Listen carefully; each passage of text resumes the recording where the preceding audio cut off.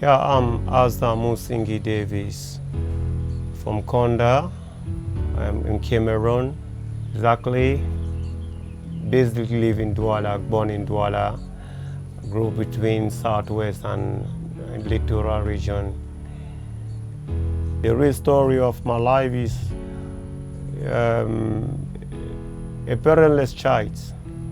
You see, is my father was not there for me. My mother, when she got married, and I was just, uh, I was just, I was just 5 to 6. Then I find out my mother was not able also to be there for her son. They have to take me to the village where my my grandmother is in Konda, that is in Jikwa, and for so many years there, like 1 to some months after, I have to left the village because my grandmother from my mother's side was not really showing the love for a grandson, because for them my coming in that family was like an accident. Then this, like, I have to find a way back to the Southwest where my mother was basically married to the person that the family find for her to marry. Then it happened that I was just about 6 to 7 years. I was ready to look at the street, see. So my life have to turn up and down at the street. Like, still young, I find the street. And being the street, that's how you found yourself in prison too, like the first time. Not that it's so fast. Within the years, I have to do wrong thing at the street. I was still about 12 to 14. You see, I have to steal from people and make some money, like take care of myself. So young. So and came back. Living the street, you have to meet a lot of people who are not correct, because you are not alone at the street. You might walk wrongly, and you find wrong people, also wrong friends. I find myself in prison so young. I was still young. That was in 2003 for armed robbing. So you say armed robbery? Yeah, armed Like robbing. you was already carrying guns? Yeah, you see, I was still young. So 17, I knew that I can work with gun. So that's life. I have to take care of myself. I have to be like, having gun with me was like the most important thing, like protecting myself. First of all, I was not like doing robbing with. But with the friends, we have toxic friends that we work with them, and we go out do wrong things. Then I was sent to jail 2003. So I have to serve 3 years in prison. After leaving prison for a month, just for a month, I have to return back to jail. How many times you went to jail, basically, in all your... I went to jail 5 times. That's it. I went to jail 5 times. So I lost 3 years, like 3 times, then 1 years, and months, like 2 times. See. So it's basically almost like more than 10 years behind bars. Close to 12 years in prison. Imprisonment I lost. Of your life. Yeah. Briefly, like I remember we met back in days. I think it was 2018 in jail, and the first time we met, and I remember your situation, the way you have, how you find yourself in prison the last time, and since then it's even the last time you went to jail after being shot in the leg. I remember. Can you tell me more about, like, the last time you went to jail? I think the last jail, the last prison I went was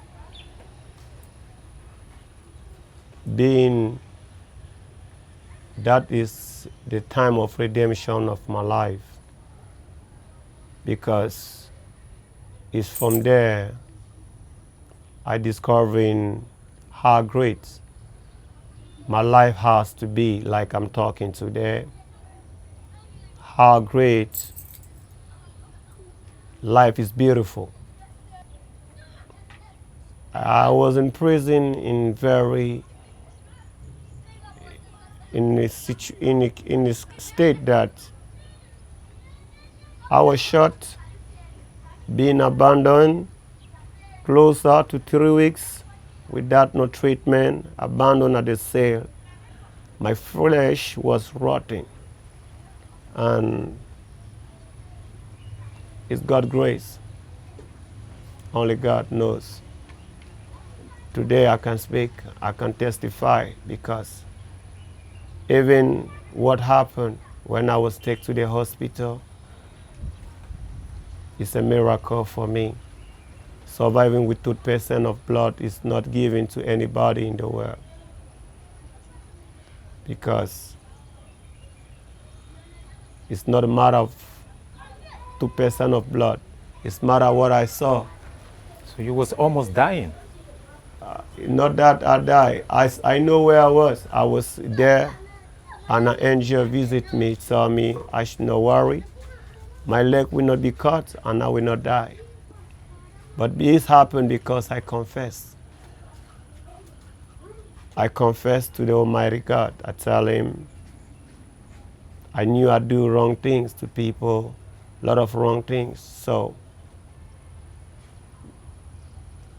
and the very night the angel visit me, told me I will not die, and my leg will not been cut. So, there I make myself to be who I am today. We don't live because we choose to live. We live because someone wants us to live. That's how things happen. My last prison. I don't see too far. I don't see too far. Yeah. Yeah. Yeah. I don't see too far. I don't see too far. Yeah. Yeah. Yeah. I don't see too far. Major. Baby girl, talk to me. I don't know no more. I don't see too far. Yeah, yeah. Come on. Your relation with music, like briefly, like in couple words, how can you describe your relation with music in prison? How you use music as an instrument to resist your time in prison, like to communicate, like how music served you during your time in prison? For so many years, I was in jail. It was all about keep myself singing, forgot anyone closer to me, because music was the only person I can talk to. Then there was the dream. When I hear people tell me you sing well, someone tell me you're gonna be a great artist because you got the thing in you. That is how I believe in my music. That I can tell somebody music is part of life also. To remove myself, to not be in a state with people who have a lot of anger in prison, I have to give my energy to the music that I love doing.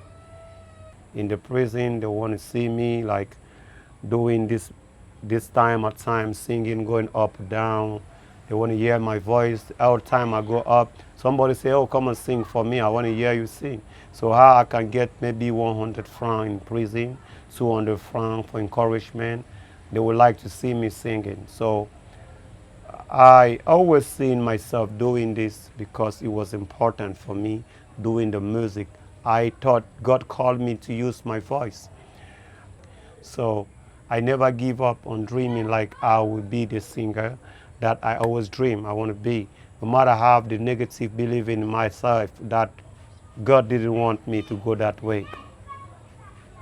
In that life of doing and robbing, if I got money from robbing and get my studio on my own, as I got this dream, then today I don't think I will be here. I will not be here talking. I will not be here giving my testimony and my experience, what I go through. But he puts a wall between all those negative beliefs that I have, that I never had the access to this dream. That's how it happened to me, to not be the person that music might change my life totally.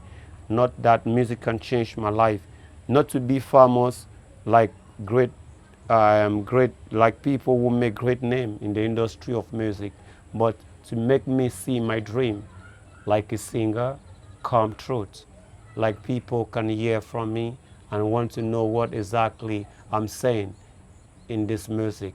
And then I can tell them the experience being a wrong person, you can also be a good person.